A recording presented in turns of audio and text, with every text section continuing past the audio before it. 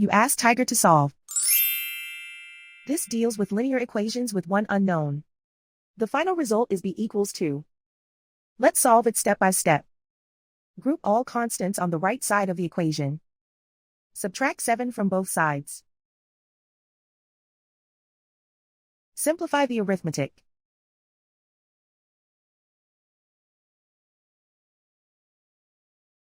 Isolate the b.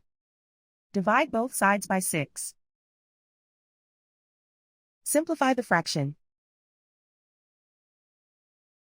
Find the greatest common factor of the numerator and denominator.